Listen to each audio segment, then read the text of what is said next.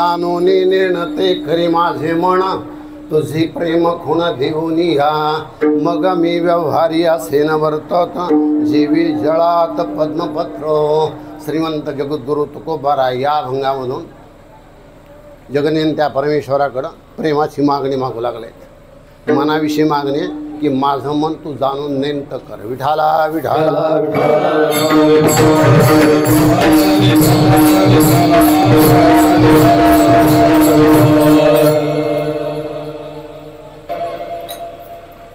अभंगाकडे जाण्याच्या पूर्वी नामसप्ताहाचा विशेषत्व सांगतो, नंतर अभंगाकडे येतो. सध्या वारकरी संप्रदायाचा जर विचार केला, वारकरी संप्रदायामध्ये नाही तेवढं नाही व्हायचं मला. वारकरी संप्रदायामध्ये महापूर आला आहे सध्याच्या वेळाला.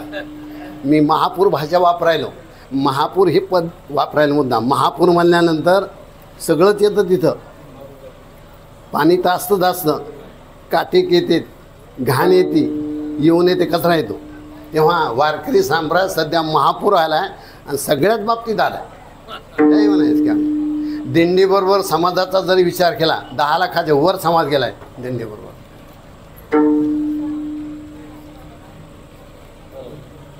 ठेवा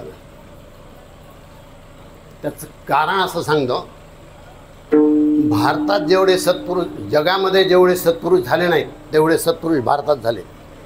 विश्वामध्ये जगामध्ये सत्पुरुष जेवढे झाले नाहीत तेवढे भारतात झाले. आणि भारतात जेवढे सत्पुरुष झाले नाही तेवढे महाराष्ट्रात झाले.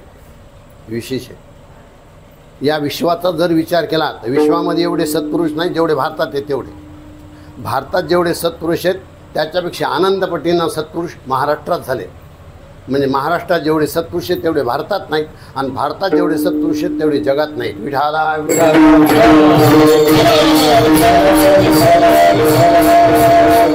दुर्दैव महाराष्ट्राचं एवढंच आहे की महाराष्ट्रामध्ये संत असताना संत ओळखू आले नाहीत. यात काही नवल नाही. संत गेले तरी अजून संत कळले नाहीत. विठाला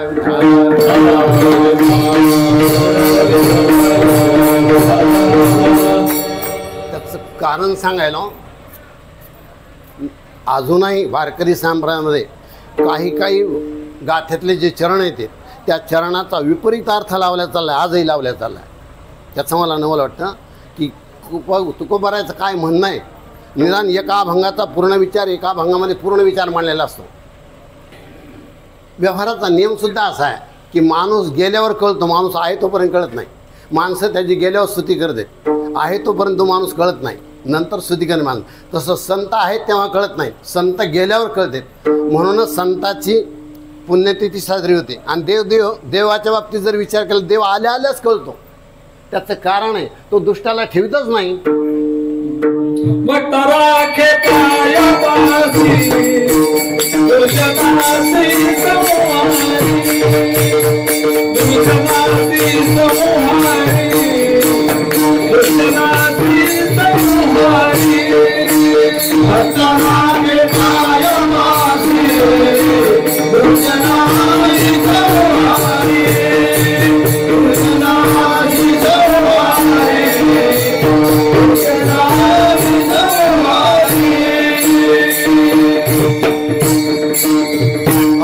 राखे पायापासी दुर्जनासी संहारी. भगवत भक्ताचं संरक्षण करतो, दुष्टाचा नाश करतो. देव आल्या कळतो आणि संत गेल्यावर कळते.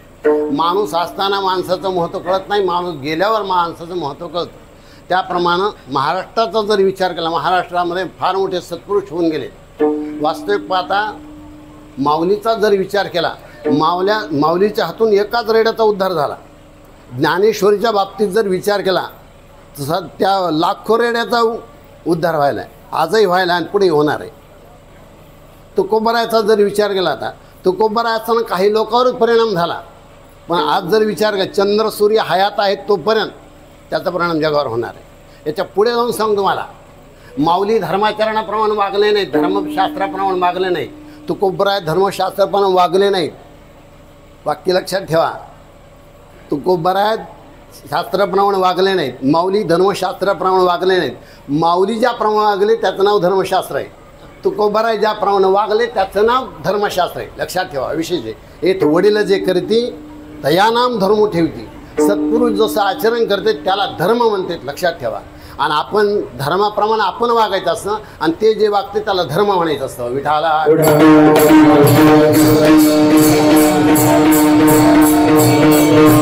वारकरी संप्रदायामध्ये काय चाललंय, रात्रीच्याच महाराजांनी आपल्याला सांगितलंय, ज्याला स्वराचं ज्ञान आहे, ज्याला तालाचं ज्ञान आहे, ज्याला अमुक पाठ आहे त्यानं भजनकरी व्हावं, ज्याला ताल स्वराचं ज्ञान आहे त्यानं महाराज व्हावं, आणि ज्याला काहीच येत नाही त्यानं विठाला.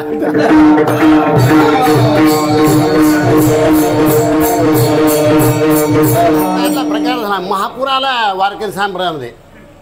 नाही तर वास्तविक पाहता वारकरी संप्रदाय दुसरा कोणता नाही. आत्ता सध्या जे स्वाध्याय हे जे बाकीचे संप्रदाय ते आत्ता आले, पण ते संप्रदाय कमी का म्हणून पडले त्याचं कारण आहे त्या संप्रदायामध्ये तो आठवले म्हणणारे दादा म्हणते जेवढे विद्वान होते त्याच्यानंतर तेवढी विद्वत्ता कुणालाही प्राप्त झालेली नाही त्या संप्रदायामध्ये, म्हणून तो संप्रदाय थोडा कमी राहिला.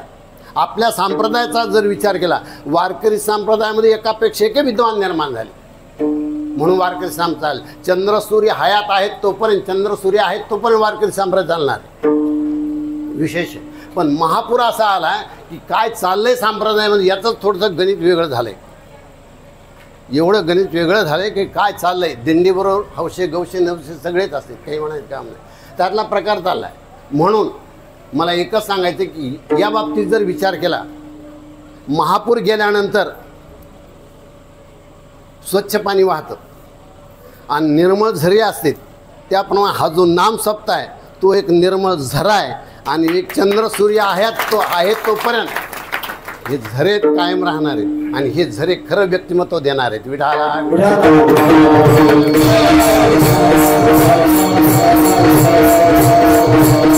म्हणून नवल वाटलं की रात्रीच्या वेळाला सुद्धा प्रत्येक आता महाराज जे येत गेले ते काही द्यावं काही घ्यावं, आम्हाला काय असावं असायला काही प्रकार नाही, त्यांचं काही ध्यानी म्हणी नाही. कशी गोळा केले ते तुमची तुम्हाला आहे, आम्हाला नाही माहीत. मला एकच म्हणायचं की या बाबतीत जर या गुणवंताचा जर विचार केला, याचे संसार चालावेत, नाही तर यांच्या घरी काही नाही, लक्षात ठेवा. म्हणून यांच्या घरी पैसे नेऊन देतो मी, त्यांना म्हणतो लाईनीत बसू नका तुम्ही, घरी पैसे कपडे कोणाला नसेल त्याच्या घरी पोहोचते करतो, पण तुम्ही लाईनीत बसू नका. तुम्हाला भीक लागलेली नाही, फार मोठे आहेत माणसं तुम्ही, तुमचा अधिकार फार मोठा आहे. ज्या ते ऋषीमुनी होते त्याप्रमाणे आज तुम्ही गायक आहेत. गायनानं उद्धार होतो जगाचा, त्यांचा उद्धार होईल यात काही नवल नाही, तुमचा आमचा उद्धार होतो. उदबत्ती स्वतः जळती आणि बाजूच्याला सुगंध देते, त्याप्रमाणे यांच्या म्हणण्याचा तालसुराचा जर विचार केला, यांच्या भजनाचा जर विचार केला, यांच्या भजनात यांचा उद्धार होईल यात काही नवल नाही. सगळ्याचा बाकीचा उद्धार होतो, जेवढ्याला ऐकू येते तेवढ्याचा. विठाला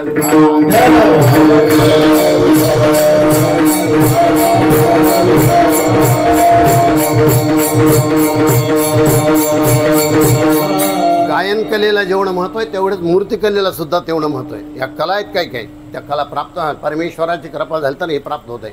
मला एकच सांगायचं आहे की एवढा जरी वारकरी संप्रदायामध्ये सध्या महापूर आलेला असला तरी शुद्ध झरे सध्या वाहायतेच, सध्या वाहायला लागलेत आणि वाहायला सुरुवात झाली आणि शुद्ध झरे कायम राहणार आहेत.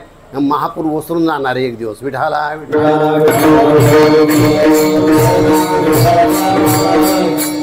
मला आता अभंगकडे जायचं आहे. जाणूनी नेणं ते करी माझे मन, तुझे प्रेम कोण देऊन या. तुकोबरा आहे देवाला म्हणू लागले, देवा माझं मन जाणून नेंत कर, त्याच्यासाठी माझ्या अंतःकरणामध्ये तुझ्याविषयी प्रेम निर्माण होते. काय परिणाम होणार आहे त्याचा, मग मी व्यवहारी असेन वर्तत जेवी जळात पद्मपत्र. तुकोबरा सांगू लागले, ज्याप्रमाणे कमळाचं फूल, कमळाचं पान पाण्यात राहतं पण बाधा होऊ देत नाही, जेवी जळात पद्मपत्र, त्याप्रमाणे मला संसारात ठेव. नाही तर पाण्यामध्ये गवताची काडी जरी पडली सोडून जाते दुसऱ्या दिवशी. पाण्यामध्ये कोणतंही गवत टाका, कोणती वस्तू टाका, ती कायम राहत नाही, सोडून जाते. पण कमळ जसं उगवतं जसं शेवटपर्यंत राहतं, ते पाण्याची बाधा होऊ देत नाही.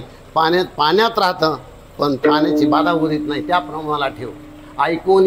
ऐकून नायके निंदा स्तुती खाणी, जैसा का उन्मनी योगीराज. योगी जसा समाधी अवस्थेमध्ये गेल्यानंतर या जगताचा आणि त्याचा संबंध नसतो. पुन्हा कोण काय म्हणाले त्याच्याविषयी त्यांना घेणं देणं नसतं. त्याप्रमाणे मला देवा या ठिकाणी ठेव. योग्याला समाधी लागते अशातला काही प्रकार नाही. नामधारकाला त्याच्यापेक्षा मोठी समाधी लागते. लोभधले ना दे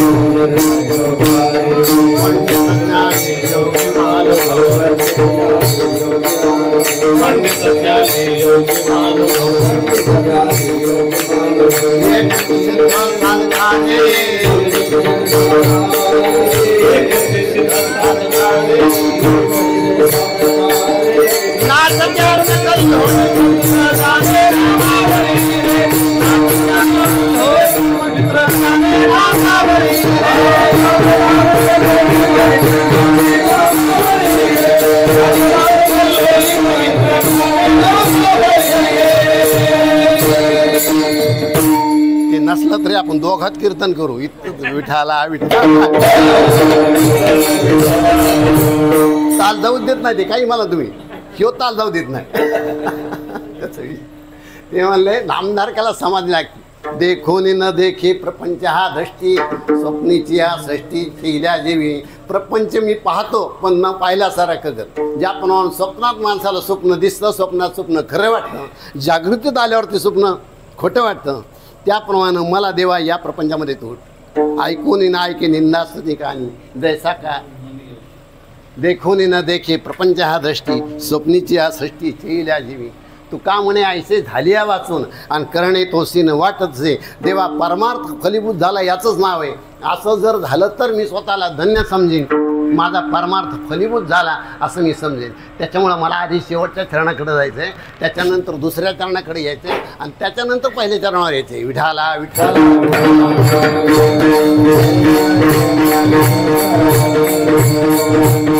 आपण सर्वजण परमार्थ करतो पण परमार्थ फलीभूत व्हावा हे लक्षात ठेवा.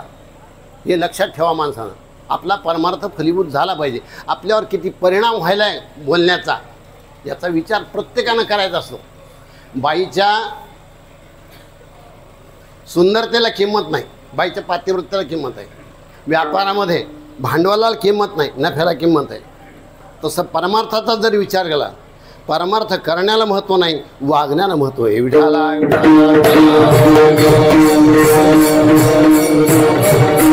परमार्थ फलीभूत व्हावा. अहो व्यवहार हेच सांगतो ना. एखाद्या वेळा जर आपण एखादं काम करायला निघालो तर माणसाला वाटतं आपलं काम व्हावं. प्रत्येक माणसाला वाटतं. म्हणून एखाद्या वेळेला एखादी जर मांजर आडवी गेली, रिकामी घागरा आली, माणसाचा चेहरा पडतो. एखाद्या माणसानं हात केल्या होतं फार राग येतो माणसाला. अरे आम्ही कामाला निघालो तर तू हे करायला, आणि तिथं गेल्यानंतर एक काम जर झालं तर माणसाला बरं वाटतं, काम नाही झालं तर माणसाचं मग हुरूर वाटते. परमार्थसुद्धा तसंच घडतं. परमार्थ ज्या वेळेला आपण करायला निघतो त्यावेळेला तो परमार्थसुद्धा फलीभूत व्हावा ही परमेश्वराकडे इच्छा दर्शित करावी. काही मी उद्धार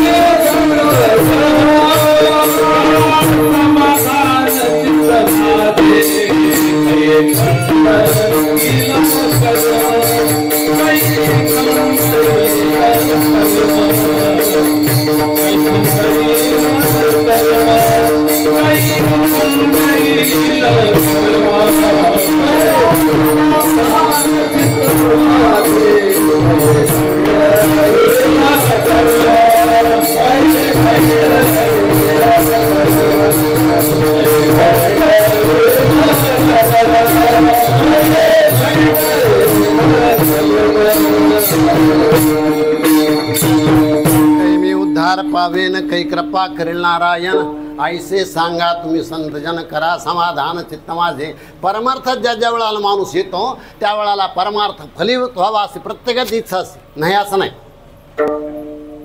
पण होतोच सगळ्याचा अशातलाही काही प्रकार नाही. त्याचं कारण आहे तेवढं पुण्यपत्रात असावं लागतं. जन्मोजन्मी हे लोक परमार्थ करीत आले, लक्षात घ्या. भक्तिशास्त्रामध्ये अशी घटना आहे. विद्यारण्य स्वामी ज्यांच्याकडून पंचदशी ग्रंथ लिहिला गेला, वेदांत शास्त्रामध्ये प्रख्यात ग्रंथ आहे पंचदशी, तो विद्यारण्य स्वामीने लिहिला आहे. लक्षात ठेवा, त्या सत्पुरुषानं 23 गायत्री पुरुषन केली. 23 60 वर्ष निघून गेले त्याच्यात, 55-60 वर्ष निघून गेले गायत्रीची 23 पुरुषन झाली, पण देव स्वप्नात सुद्धा आला नाही. अरे बापरे, नाही, स्वप्न सुद्धा देवाचं पडलं नाही. मग मात्र पश्चाताप झाला. 60 वर्ष घातलेत मी, 60 वर्ष गेलेत माझे, आता किती दिवस राहिलेत काही माहीत नाही. गायत्रीचे 23 पुरुषन केलेत आणि देव स्वप्नातही नाही आला. खंत वाटली मोठी. तू का म्हणे ऐसे झाली या वाचून, त्याच्यामुळे म्हणायचंय खंत निर्माण. आणि एके दिवशी मनकर्णिका घाटावर काशीला दूषित अंतकरणात बसले, रडत होते, सारखे डोळ्यातून पाणी येत होतं की देवा संपलं माझं, या जन्मात तर मला तू जर स्वप्नातही नाही आला, माझा परमार्थ व्यर्थ गेला. म्हणून रडत होते, घाटावर बसले होते, रडत होते, खिन्न अंतकरण झालं होतं. तितक्यामध्ये तिथून एक कापालिक चालला होता. कापालिक म्हणजे मसन वाटत, त्याला आपण मसनजोगी म्हणतो. तो कापालिक तिथून जात होता आणि त्याची नजर गेली त्यांच्यावर. त्यानं त्यांना ओळखलं, कापालिकानं ओळखलं. फार मोठी विभूती ही. आणि रडत बसली, काय कारण असावं, त्यालाही वाईट वाटलं. म्हणून तो लांबून जात होतो, जवळ आला. वास्तविक पाहता ही माणसं फार लांबून जातात, जवळून जात नाही. त्यांना वाटतं नको, हे महान लोक आहेत, सत्पुरुष आपण काय करायचं. पण तो लांबून जात होता, पण जवळ आला त्यांच्या. आणि त्यांनी लांबूनच स्वामीला दर्शन घेतलं. स्वामीचं, स्वामी काय झालं आपल्याला, एवढं दूषित अंतकरणानं आपण का म्हणून रडू लागलात, तुमच्या डोळ्यावाट पाणी यायले, तुम्हाला काय झालं, काय दुःख आहे तुमच्याकडं. त्यांनी सांगितलं अंतकरणातून. त्यांना सांगितलं, माणूस जर एखादा भेटला, प्रेमाचा माणूस भेटला की माणूस सांग. ते म्हणले, माझे 60 वर्ष झालेत, मी गायत्रीचे 23 पुरुषन केलेत, पण अजून देव माझ्या स्वप्नातही आला नाही, म्हणून मला वाईट वाटलंय, संपलं माझं हाताकडे. त्याला हसवाल. तुम्हाला स्वामी मी सांगतो, तुम्हाला तुमचा देव 60 वर्ष झाले, 23 गायत्रीचे पुरुषन केले, तरी तुमच्या स्वप्नात देव आला नाही. मी सांगतो तशी उपासना करा, माझा देव 3ऱ्या दिवशी प्रकट होणार आहे. 3च दिवस, मला जास्त नाही, मला फक्त उपासना मी सांगतो तशी करा, आणि ज्या ठिकाणी करायची त्या ठिकाणी करा, मग मात्र तुम्ही काही मानायचं नाही. ते म्हणले, मला तेच पाहिजे, मला दुसरं काय पाहिजे. आंधळा डोळेच मागतो, दुसरं काय मागणार आहे. कुठेही सांग आणि काय करायचं ते सांग, फक्त साक्षात्कार व्हावा, मला एवढीच इच्छा आहे. चला, मला मसन वाटत नेलं त्यांना, आणि त्यांना सांगितलं, मी सांगतो या मंत्रात जप करा. ती महान विभूती होती, साधी नव्हती ना, महान तपस्वी होते ते. 3 दिवस सुद्धा लागले नाही, दुसऱ्या दिवशी प्रगट झाला वेताळ. दुसऱ्याच दिवशी मला स्वामी माग काय पाहिजे. ते म्हणले, नाही ना, आता तुम्ही कोण आहेत, मला दिसल्याशिवाय तरी काय मागणार आहे. माझ्यासमोर या, मला दर्शन द्या, आणि मी नंतर तुम्हाला सांगतो काय पाहिजे ते. ते म्हणला, नाही ना, तुम्ही गायत्रीचे 23 पुरुषन केलेत, एवढी तपश्चर्या आहे तुमची, मी तुमच्यासमोर उभा राहू शकत नाही. केंद्री सेंद्री दैवते, कोणती पूजे भूते घेते, आपल्या पोटाची रडते, मागते सीते अवधान. तो म्हणला, मी क्षुल्लक देवता आहे, काही नाही, मी तुमच्यासमोर येऊ शकत नाही. ते म्हणले, नाही आला तर मग मला सांगा, आतापर्यंत मी 23 गायत्रीचे पुरुषन केलेत, देव माझ्या स्वप्नात आला नाही, कारण तरी कळेल का. तो म्हणलं, हो, 23 गायत्रीचे पुरुषन केले तुम्ही, 23 जन्माचं पाप नाही झालंय, एकाच जन्माचं पाप शिल्लक आहे, आणि एक जर गायत्री पुरुषन तुमच्याकडून आता झालं की तुम्हाला साक्षात्कार होणार आहे. आपल्याला कधी होणार आहे ते देव जाणे. विठाला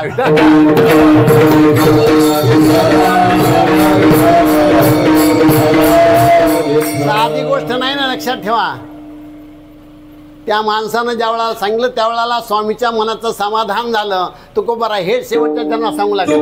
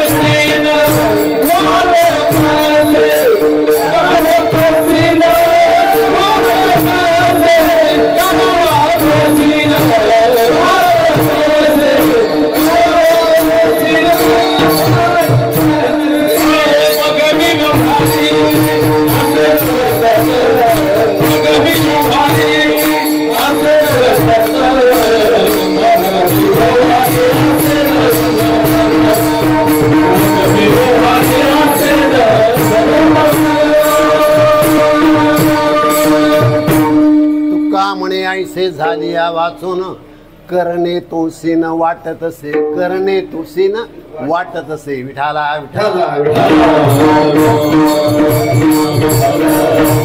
परमार्थ फलीभूत झाला हे कशावरून समजायचं. देव स्वप्नात येण्याची गोष्ट नंतरची राहील. लक्षात ठेवा. परमार्थ फलीभूत झाला तेव्हा समजावं प्रत्येक माणसानं. ज्या वेळेला आपलं मन समाधान पावतं त्यालाच परमार्थ फलीभूत झालं म्हणते. देव स्वप्नात नंतर येऊ द्या, येऊ नाही ये नाही येऊन नंतर गोष्ट आहे. पण मनाला समाधान लाभाव आहेच त्या स्थितीमध्ये माणसाच्या मनाला समाधान लाभाव. मग त्यानं त्याच्यामध्ये रडत बसायचे काही कारण नाही. जो संसाराचं रडगाणं गातो त्याच्याकडून हरिकथा गायल्या जात नाही. आणि जो माणूस हरिकथा गातो त्याला संसार व्यथा काही करीत नाही असं मला तरी वाटतंय. विठाला विठाल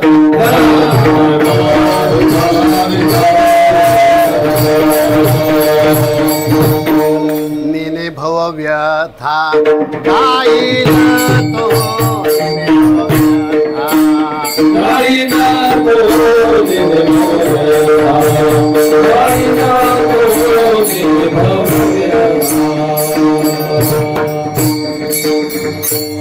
तुका म्हणे सुख समाधी हरिकथा नेने भव्यता गाईल तो. हरिभजनी हे धवळीले जग चुकविला लाग कळीकाळाचा. ते म्हणले संसारातले रडगारानं गायचेच नाही. आणि जो संसारातलं रडगारानं गातो त्याला हरिकथा गाता येत नाही. काय दुःख दिले परमेश्वरानं. परमेश्वरानं दुःख दिलंच नाही. आपल्या प्रारब्धानं आपल्याला दुःख प्राप्त झालंय, देवानं नाही दिलं. घटना सांगतो. महाभारतामध्ये ज्या वेळेला कर्णाकडं सेनापती पद आलं त्यावेळेला भगवान परमात्मा त्याच्याकडे आले. अगोदर कुंती आली होती आणि तिनं ती त्याला सांगत होती की मला एकच तुला मागायचं आहे, अर्जुनाला तू मारू नको. आणि तो 5 पांडवांपैकी फक्त अर्जुनालाच मारणार होता, दुसरं कोणाला मारणार नव्हता. त्याचं ध्येय समोर फक्त अर्जुन होता, दुसरं कोण नव्हता. म्हणून ती सांगत होती की फक्त त्याला तू मारू नको. त्यावेळेला त्यानं सांगितलं मी कोणाचा आहे. ती म्हणली माझाच. ओळख करून दिली. मग ते म्हणला सध्या तू जगाच्या दृष्टिकोनातून 5 पांडवाची आई आहेस अर्जुन जर मेला आणि मी जर राहिलो तर पाचाल पाच राहणारच आहेत, काही तुझ्यात फरक पडणार नाही. 5 पांडवाच्या आई तू राहणारच. तुला म्हणायचा काही अधिकार नाही. मग मी मेलो तर तुला जमतंय का? तिला बोलू दिलं नाही, ती परत गेली. भगवान परमात्मा आले आणि भगवान परमात्माने ज्या वेळाला तिथं आले आणि त्यावेळेला ज्या वेळाला ओळख सांगू लागले त्यावेळेला तो धाय मोकळून रडू लागला. देवा, मी काय असा गुन्हा केलाय रे? मला यांनी जवळसुद्धा घेतला नाही, मला क्षत्रिय विद्या शिकू दिली नाही, मी राजा असं म्हणू दिलं नाही, मला मोठेपणा कोणता मिळाला नाही, माझ्यासारखा अपमान कोणाचा झाला नाही. काय कारण आहे? माझा गुन्हा आहे का? मी जन्माला तुझ्या पोटी, लग्नाच्या आधी तुझ्या पोटी जन्माला आलो, लेकराचा गुन्हा आहे का? कोणा जातीत जन्माला यावं कोणाचा गुन्हा आहे का? तो लेकराचा गुन्हा असतो काय? काही नाही. जिथं झाडलं तिथं येतं जन्माला. तो रडू लागला. तेव्हा भगवान परमात्माने सांगितलं की तुझं दुःख थोडं बाजूला ठेव, माझं दुःख सांगू का तुला? रामा अवतारामध्ये मला काय सुख मिळालं म्हणले? अरे ज्या दिवशी मला राज्याभिषेक व्हायचा दिवशी वनात जावं लागलं, तिथं गेलो तरी सुख मिळालं नाही, बायको चोरून नेली माझी. तेव्हा तिथं काय सुख मिळालं मला? सीता माझी बायको चोरून नेली. बरं युद्ध झालं, युद्धाच्या ठिकाणी तरी मला काय सुख लाभ सांग ना मला. अरे रावणानं माणूस न मिळू द्याला मला युद्धाला, मला वानर आणावं लागली. त्याच्यानंतर ज्या वेळेला मी आलो अयोध्येमध्ये त्यावेळेला तरी सुखानं देवानं जगानं जगू द्यावं ना? नाही. माझा सीतेवर आळ घातला त्यांनी, मला सीतेला वनात नेऊन सोडावं लागलं. मला काय सुख झालं? त्या अवतारात सोडून दे, कृष्ण अवताराचा जर विचार केला, अरे मला दूध पिता येत नव्हतं माईचं, त्यावेळेला मला पुतना मारायला आलेले, राक्षस माझ्याकडे धावून आले मला मारायला, माझा मामा मारायला टपला. याच्यापेक्षा दुःख कोणतं असायचं? तुझं दुःख जास्त आहे का माझं दुःख जास्त आहे? नेने भव्यथा गायलं, तो भव्यथा गाऊच नको तू, लक्षात ठेव. आणि ही गाण्यात अर्थ नाही. आणि ज्या वेळेला माणूस भव्यथा गात नाही, ज्या वेळेला माणसाला समाधान लाभतं, सांगूच का पुढे थोडं, त्याच माणसाला बीपी होत नाही आणि त्याच माणसाला शुगर वाढत नाही. विठाला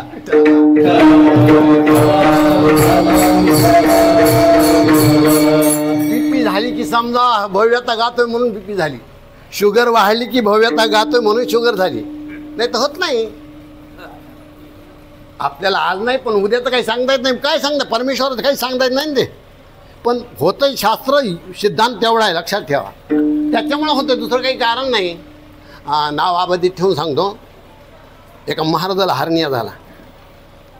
हर्निया झाल्यानंतर ऑपरेशन करायचं ठरलं. ऑपरेशन करण्यासाठी नेलं दवाखान्यामध्ये, पैसेही भरले. आणि ज्या वेळेला त्या महाराजाला टेबलवर घेतलं त्यावेळेला बीपी वाढली महाराजाची. डॉक्टर सांग, अरे बापरे बीपी वाढले, ऑपरेशन नाही करत आहेत. त्यांनी खाली घेतलं.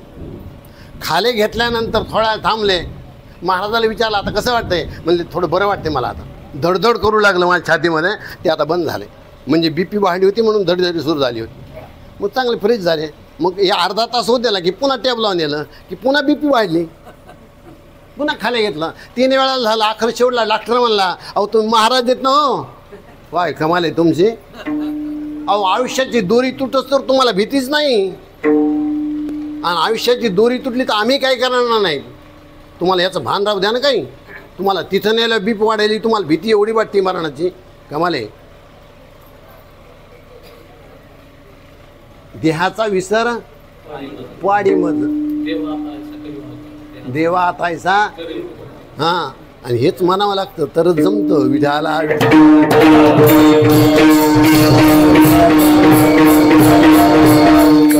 तरीच हा जीव सुख पावे.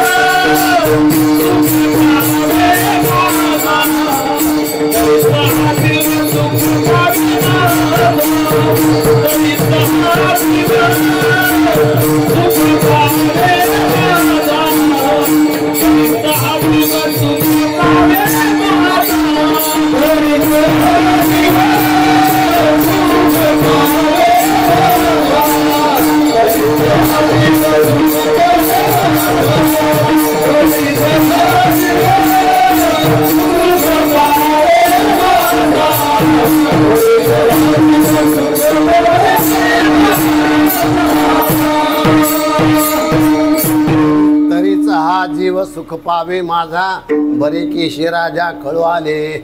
मला अनुभव मी घटना सांगतो. मंदिरातून हरिपाठ करून बाहेर आलो.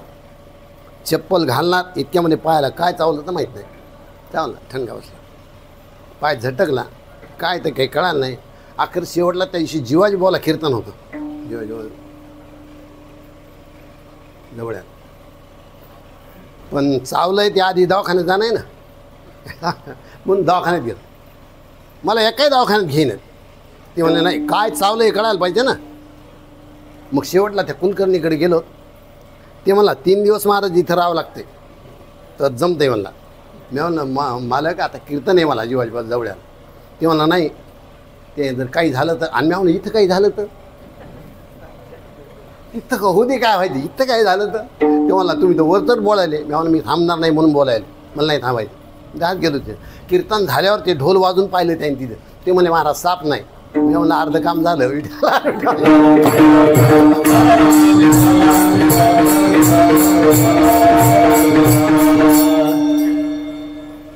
जगामध्ये अजूनही लोक असे आहेत लक्षात ठेवा. लोकमान्य टिळकाला बेंड आलं पायाला. बेंड आल्यानंतर ते ठणकू लागलं सारखं. त्याचं ऑपरेशन करायचं ठरलं. आणि ज्या वेळेला त्याला दवाखान्यात नेलं त्यावेळेला डॉक्टरनं सांगितलं की तुम्हाला इंजेक्शन द्यावं लागतं आहे. भुलीचं इंजेक्शन द्यावं लागतं आहे. जागा बाद झाली तर ते बेंड काढतायत. ते मला इंजेक्शन द्यायचं कामच नाही. मला माझ्याजवळ भगवद्गीता आणून द्या आणि तुम्ही ऑपरेशन करा. झालं. भुलीचं इंजेक्शन देऊ नका म्हणजे मला लागतही नाही. मग शेवटला त्यांनी भगवद्गीता घेतली. भगवद्गीता म्हणायला सुरुवात केली. डॉक्टरनं सांगितलं ऑपरेशन झालं. ते म्हणले माझं एक अध्याय शिल्लक राहिला अजून. याला म्हणते समाधी, याला म्हणते भव्यता गायची नाही. याचं नाव आहे. प्रापंचिक लोकांची गोष्ट लक्षात ठेवा. टिळकाचा विचार आहे हा. लोकमान्य होते ते आणि ते राजकारणी होते तरी पण अधिकार संपन्न पुरुष होते. विढाला विढाला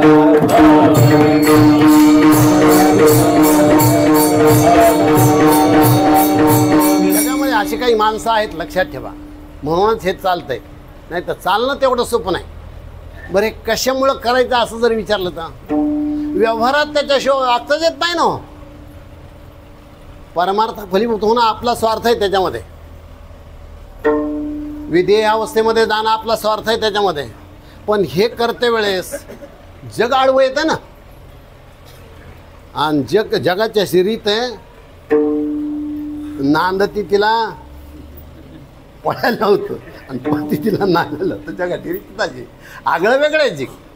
परमार्थ करतो माणूस म्हणजे जग फार मोठं गुणगान वर्णन करत असलेला काही प्रकार नाही. आणि नाही करीत त्याचे गुण वर्णन करत असलाही काही प्रकार नाही. लक्षात ठेवा.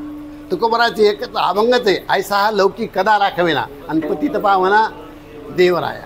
ते म्हणले भेटीला गेला बहिणीच्या तर येता जाता घर बुडविलं म्हणते. नाही गेला तर म्हणते निष्ठुर आहे. तुकोबाराने तो अभंगच लिहिला आहे. म्हणून तुकोबारा अभंगाच्या दुसऱ्या चरणात सांगू लागला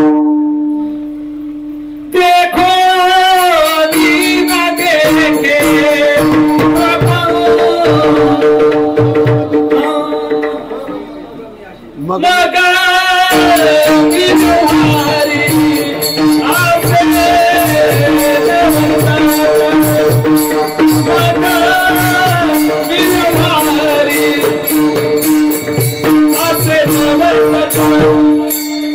What?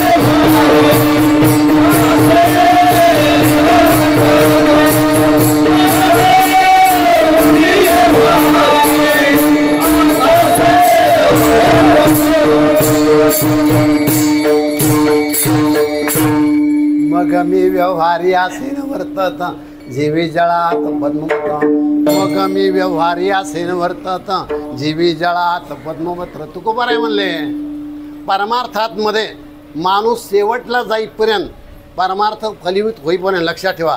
परमार्थ कधी फलीभूत होतो असं जर विचारलं तर बाई पतिव्रता आहे, शास्त्र शिक्का कधी मारतं? मरून 3 दिवस झाल्यावर शिक्का मारतं. तो बने मारित नाही शास्त्र. ही बाई पतिव्रता होती, मरून 3 दिवस झालं शिक्का मारतं ही पतिव्रता होती म्हणून तोपर्यंत मारित नाही.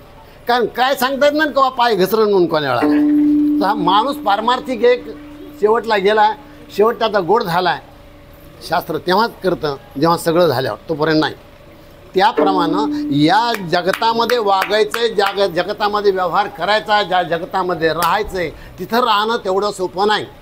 माणसं अनेक प्रकारचे भेटतात. फसवाफसवीचा धंदा चालतो, भांडणं चालते, टोप्या घालायचे एकमेकाला सुरू असते, त्यांना माय माय कळत नाही, बाप बाप कळत नाही, आणि संत म्हणायचं काही कारण नाही. विठाला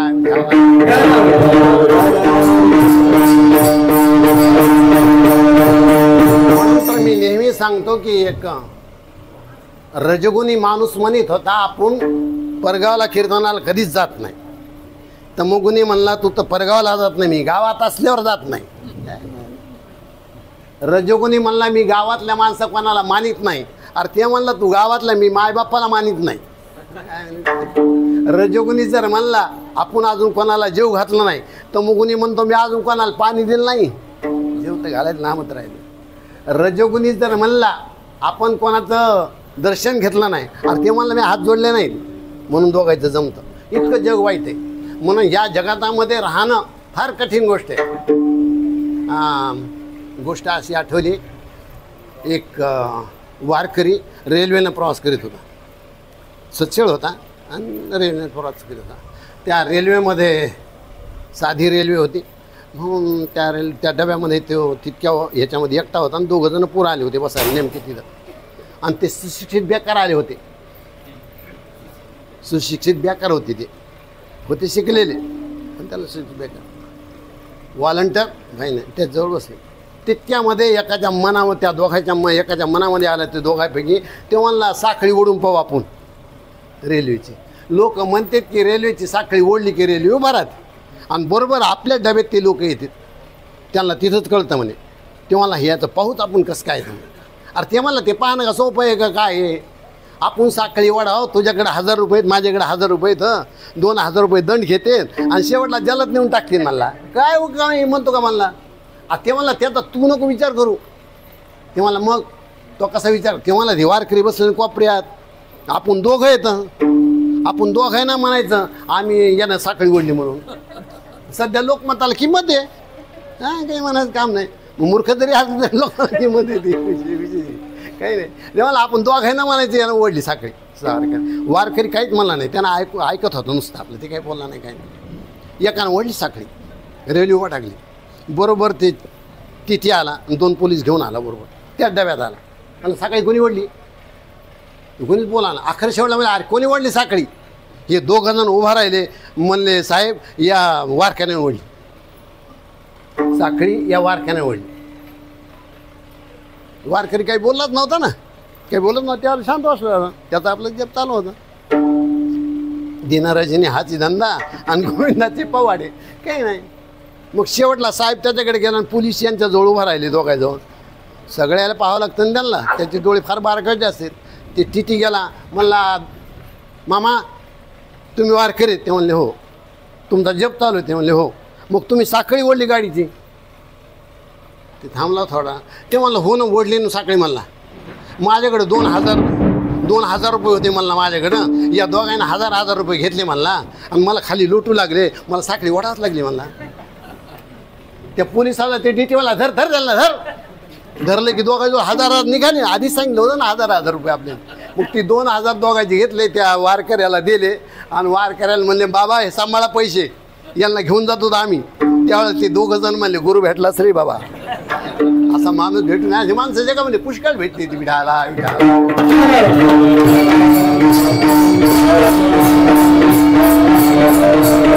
एवढ्यावर थांबत नाहीत लोकांची भांडायची तयारी असते. कोणा काही पंचायत नाही, भांडायची तयारी असते.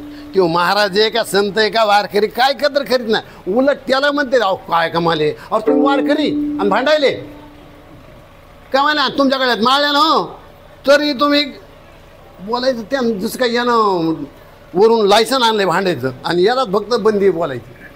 ते मला काय कमाले तुमची भांडायची, काय कमाले असं म्हणते. त्याला काही म्हणता येत नाही ना. मग अशी जगामध्ये माणसं भेटत नाही, भेटतात. भक्तिशास्त्रामध्ये आख्यायिका अशी आली, कबीरदास महाराज त्या जनाबाईला कीर्ती ऐकून ते आले, जनाबाईकडे आले गंगाखेडला. ज्या वेळेला तिथं आले घरी त्यावेळेला जनाबाई घरी नव्हत्या. कबीरदासांनी विचारपूस केली, जनाबाई घरी नाही. ते म्हणले आपलं पाप भरायला म्हणावं लागेल, आपलं भेट नाही होत असं वाटतं. देवाला हात जोडले, देवा अरे माझं पुण्य उदायला येऊ दे रे बाबा. पुण्य फळले बहुत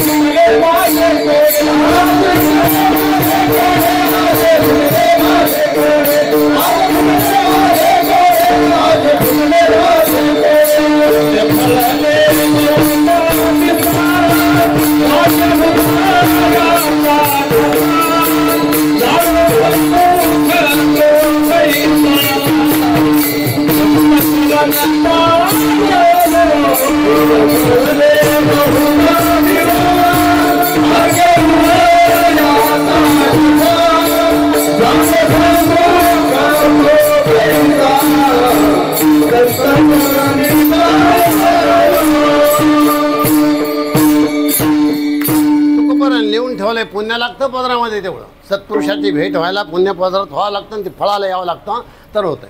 कबीरदास महाराजांनी विचारलं केलं फार अवघड आहे. बहु अवघड आहे संत भेटे परी जग जेठी करुणा केली. देवाला हात जोडले, देवा माझ्या कृपा करे. शैले शैले न माणिक्यम मौक्तिकम न गजे गजे साधोने सर्वत्र चंदनम न बदे म्हणे. प्रत्येक हत्तीच्या गंडास्थळामध्ये मौक्तिक नसतो. प्रत्येक पर्वतामध्ये हिरेमानकं सापडत नाहीत. प्रत्येक माणूस म्हणजे संत नाही. खंत वाटली मनाला. तुकोबाराने लिहून ठेवलंय पण नाही आज मेळ नाही बसत. शेवटला विचारलं कुठे गेलं त्या, म्हणले रानात गेलं. मग ज्या वेळेला शोधित आले, फिरत फिरत कोण्या भागाला गेला, कसे भागाला गेले तिथून आले. तिथं एक माणूस होता समोर. त्याला विचारलं जनाबाई इकडं आल्याला दिसले का तुम्हाला?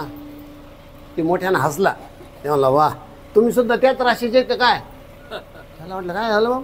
कबीरदास म्हटलं काय झालं, कुठून आलात बरं तुम्ही? ते म्हणले काशीहून. वा काशीहून आणि इथं आणि जनाबाईच्या भेटीला? ते म्हणले झालं काय? तुमचे संत, तुमचे महाराज, तुमचे टाळकरी काय काय का काळ आहे त्यांच्यामध्ये. ती बाई भांडायली ती जनाबाईची ना. तुम्हाला वाटलं का जनाबाई म्हणजे गाथा घेतलेला असन, जनाबाई म्हणजे माळा असन हातामध्ये, जनाबाई म्हणजे पोथी वाचित असन? काय काय संतन, काय तुम्ही काय कमाले. अरे ती भांडायली ती जनाबाई आहे, ती जनाबाई जनी जनी म्हणतो आम्ही तिला गावात, ती जणी ती भांडायली, ती भांडण्यात आली. कबीरच महाराजाला वाईट वाटलं थोडंसं की आपण ज्याचे जिथं आलोत काशीहून आलोत आणि पण भेट घ्यावं ना, भेट घेणं आपलं काम आहे. भक्ताचा महिमा भक्ताची जाणे दुसऱ्याला नाही कळत. विद्वन्नेव विजानाते विद्वजन परिश्रमम नाही वंद्या विजानाते गुरुवी प्रसवेदना. तुका म्हणे अंगे व्हावे ते आपण तरीच महिमा नाही कळो. ज्या वेळाला जनाबाईच्या ती झाले त्या वेळाला भांडणं चालू होते. त्या विचारलं भांडणं कशामुळं लागली, ते म्हणले गौऱ्यामुळं. त्या बाईला विचारलं दुसऱ्या बाईला, बघ काय म्हणणं आहे तुझं? ती म्हणली माझ्या गौऱ्या आहेत आणि माझ्या गौऱ्यावर यानं गौऱ्या टाकल्यात, माझ्या जास्तीत आहेत त्यांच्या कमी गौऱ्या आहेत आणि ह्या आता निमे नेमे करायला लागल्यात. तसं कसं होईल, मी कशी निमे देईन? त्यावेळेला कबीरदास मला विचारलं त्या बाईला की तुमची काय खून आहे त्या गौऱ्यावर? ती म्हणली तुम्हाला लाज वाटते की बोलायला? मोठे माणसं तुम्ही, गौऱ्याला खून असते का? त्याच्यावर रंग टाकले का आम्ही? काही म्हणण्याला काय अर्थ नाही तुमच्या. खून गौऱ्याला मला विचारायला तुम्ही, त्याच्यावर आम्ही रंग टाकलीत का? ते थोडं थांबले. त्यांना वाटलं हो खरं आहे. मग जनाबाईला विचारलं बुवा तुमचं काय म्हणणं आहे, तुमच्या गौऱ्याला काय खून आहे? जनाबाईनं छाती ठोकपणानं सांगितलं माझ्या ज्या गौऱ्या आहेत त्या विठ्ठल विठ्ठल म्हणतात, माझी खून आहे. मग मात्र थोडे चकित झाले. कबीरदास महाराज होत झाले यात काही नवल नाही. त्या बाईलाही नवल वाटलं, असं कुठं होत असतंय का? नाही ना, तिचं कारण आहे, तिचं मुख तोंड म्हणत नाही, गौऱ्या गाव तोंड म्हणते.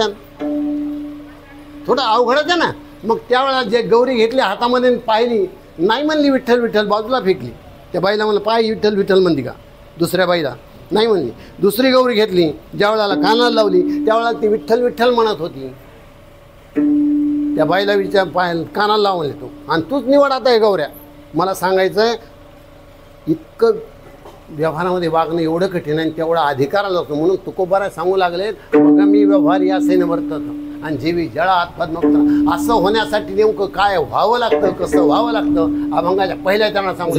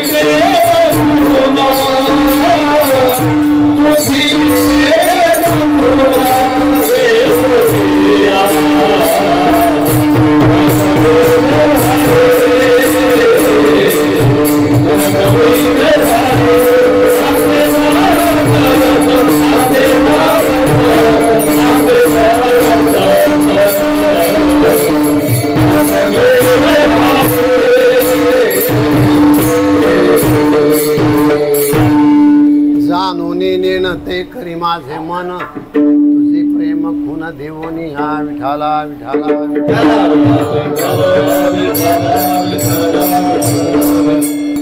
तुकोबार आहे म्हणलेत माझं मन जाणून नेमतं कर. लक्षात ठेवा, या जाणत्या नेमत्यापणाचा जर विचार केला तर आपण नेमतेच आहेत, कळतच नाही आपल्याला. लक्षात आहे, आणि कळत नाही म्हणूनच संसारात गुंतलोत आपण. कळत असतं तर संसारात गुंतलोच असतात ना. नेमतेपणाचंच लक्षण आहे हे, दुसरं काही कारण नाही. अहो लहानपणी भावला भावलीचे खेळ खेळतात, सगळं होतं तिथं. मांडव होतो, जेवायला होतं, वराडी असते, सगळं पद्धतशीर वाजंत्री असते, सगळं असतं. आणि त्यांचा खेळ जर एखाद्या माणसाला मोडला त्यांना राग येतो, रडतात लेकरं, वाईट वाटतं त्यांना. मग ते खेळते खेळ भावला भावलीचे खेळ खेळतात. त्या मुलीचं लग्न झाल्यावरती बरोबर घेऊन जाते बरं बावली नाही. मोठा खेळ सुरू झाला याला काही विचारच नाही. लहानपणी जी मोटर आपण खेळतो ती तरुणपणी नाही, पुन्हा तिला कोणी हातही लावित नाही. नाही कशामुळं, काय काय कारण आहे त्याच्या पाठीमागं एकच कारण आहे नेमतेपणा. पाहे गुंतलो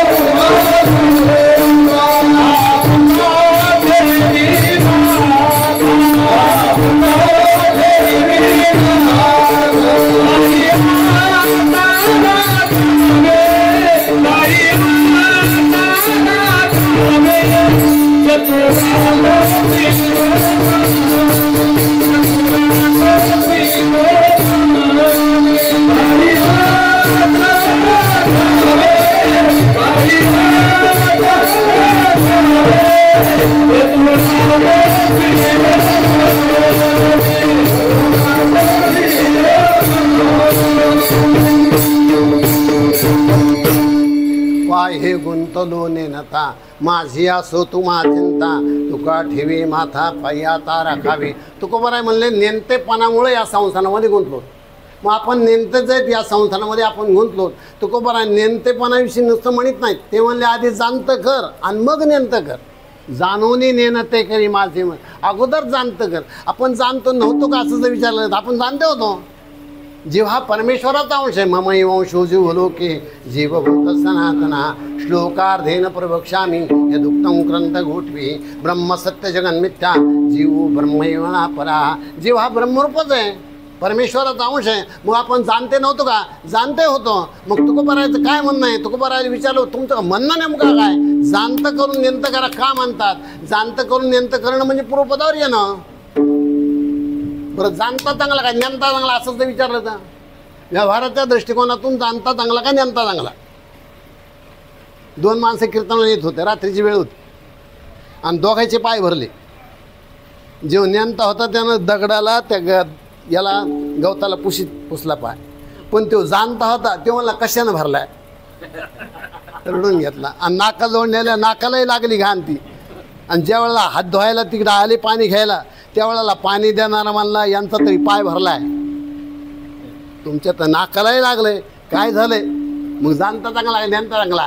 विठाला विठाला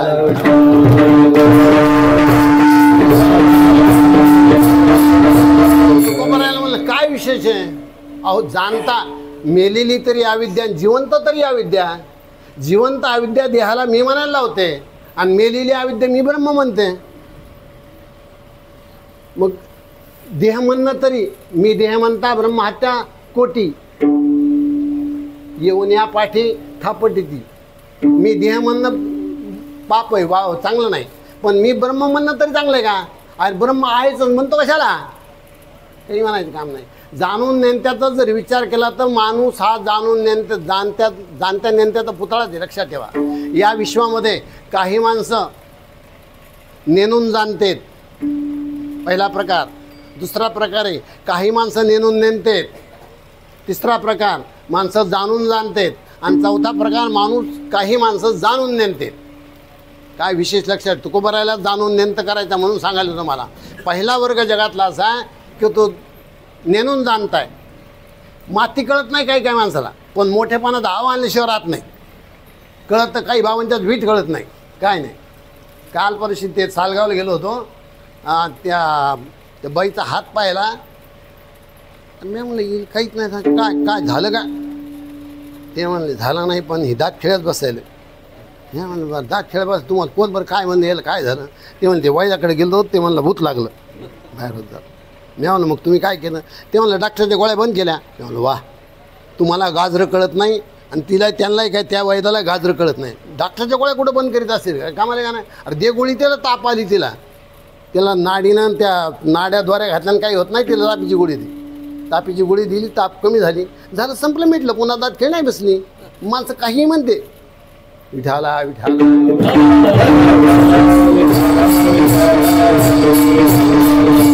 7 दिवस झाले ते राजापूरकडे गेलो होतो.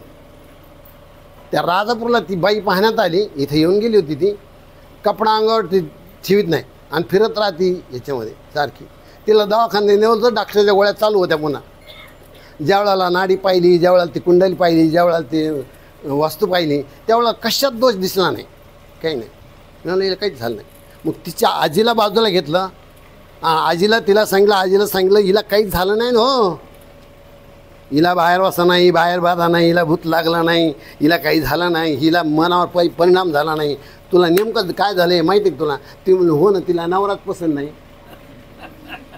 ती मला म्हणली नशीब फुटलं बापानं मला इथं दिलं आहे, हे दारू पितन पडून राहतं म्हणली, त्याच्यामुळे ही पिशवानी करायली. म्हणजे आहे काय का मला केलं. आणि मी त्या बाईला सांगितलं तू जर असं केलं ना, तुला डॉक्टर दवाखान्यात तिथे येड्याची परत नेऊन घालते, नाही तर वही दुसरंच काही करून ठेवी. हे सोडून दे. आता लग्न झालं आहे, भांडं बदलता येत नाही, आहे ते आहेच आहे, फक्त आपण याला नीट करू एवढंच आहे. म्हणली दारू सुटन का. मी म्हणलं आपलं काम सोडायचं. झाली बाई फ्रेश झाली तर आपलं काम झालं. वाटतं पुढे काय हो विठाला.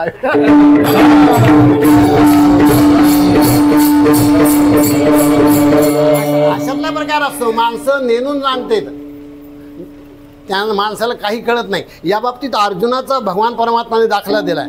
अर्जुन ज्या वेळेला रणभूमीवर आला त्यावेळेला अर्जुन देवाला म्हणत होता, देवा मला युद्ध करावं असं वाटत नाही, मला वाटतं भिक्षा मागता भली, भीक मागा म्हणला, पण युद्ध करू नये. कारण हे सगळे गुरु मामा काका सगळे लोक यांना कशाला मारायचं, आणि यांना मारून काय उपयोग आहे. यांना जर मारलं तर यांच्या स्त्रिया विधवा होणार आहेत, त्या अनाचार करणार आहेत, यांचे सगळे पित्र नरकाला जाणार आहे. त्याच्यापेक्षा युद्धच करू नये. देवाला हसू आलं. देव मला तुला जाणतं मला का नेनता मला हेच मला कळलं ना. तू जाणता तरी मनसी नेनेवेते न संदेशी, शिकव तरी मनसी बहुसाल नीती. तुला जर शिकवायला जावतं नीतिशास्त्राच्या गोष्टी सांगायला, तुला जाणतं मला का नेनतं मला हेच मला कळत नाही. माणसं काही नेनते असते, त्यांना काही कळत नाही, कुठं काय बोलावं याचं काही ज्ञान नसतं. दुसरा प्रकारे माणूस नेणून नेनते काय माणसाला कळत नाही हे सुद्धा कळत नाही काय माणसाला. हे तरी कळावं ना माणसाला. आपण बेसुरात गेलो निदान माणसाला तेवढं कळावं, म्हणून थांबून तरी निदान आपला स्वर गेला हे कळावं. एवढं तरी संपलं तर बस झालं. आपण कुठे बसलो हे कळावं. एक सोयरीक चालू होती आणि ते देणं घेण्याचे व्यवहार. आता शेपटीच्या बैलाच्या किमती वाढल्यात, बैलाच्या किमती वाढल्यात, पण शेपटीच्या बाकीच्या बिगर शेपटीच्या बैलाच्या कमी झाल्या. विठाला विठाला.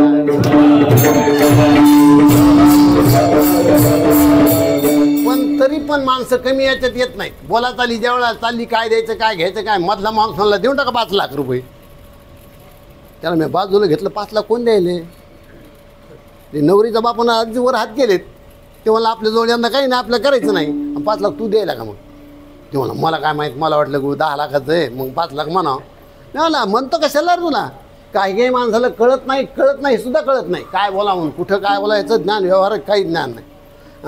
घटना सांगतो जुनी आमच्या गावातली जे त्यावेळेला नवीन H4 निघाली होती आणि ते H4 लावली एका माणसानं, सगळ्यांना लावली, त्यांना लावली. ती थोडी मोठ्याला झाली. ती आली फवारणीला आली. फवारा त्यावेळेला सगळीकडे नव्हते, काही लोकांच्या घरी फवारे होते. मग त्यानं फवारा मागायला सुरुवात केली. 2-3 घरी गेला, काही मेळ लागला नाही. शेवटला 11ला फवारा मिळाला. गड्याला म्हणला चल घेऊन ते फवारा. मग ते फवारा न्याला, औषध नेलं, ते औषध कालविलं, फवाऱ्यात टाकलं, पण फवारा सुरूच होईना. त्याला असा राग आला. ते मला काय कमाले, मला 11 वर्ष तर मिळालंच नाही. आणि आता कसं तरी सुरू व्हायचं तर सुरू होईन. मला पुढच्या वर्षी मळा इकायचा पण फवारा नवाच आणायचा. गडी हुशार आता. मामाच होते आमच्या आंबाला संत वडील होते. ते म्हणले मालक मग फवारा नवा आणल्यावर आपल्याला एक पत्रावर लावायची का. त्याने मळा नाही घेतला आणि फवारा नाही केला. मळा इकला. विठाला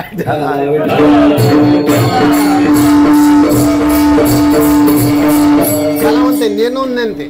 तिसरा प्रकार आहे जाणून जाण. त्याचा माणसं काही जाणून जाणते, हुशार असतात आणि हुशारी दाखविता येते जगाला. लक्षात ठेवा, श्रीमंत असतात आणि श्रीमंती दाखविता येते जगाला की आम्ही श्रीमंत आहेत हे दाखवते. हुशार माणूस आम्ही हुशार हे दाखवतो.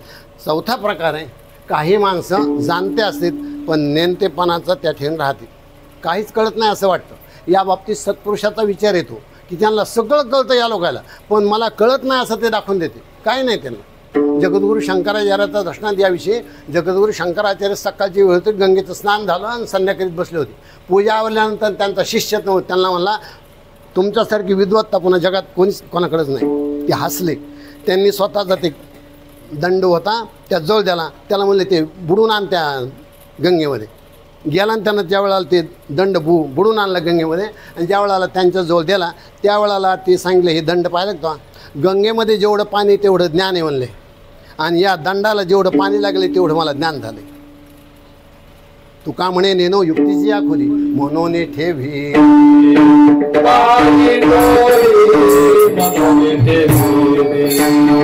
ठेवी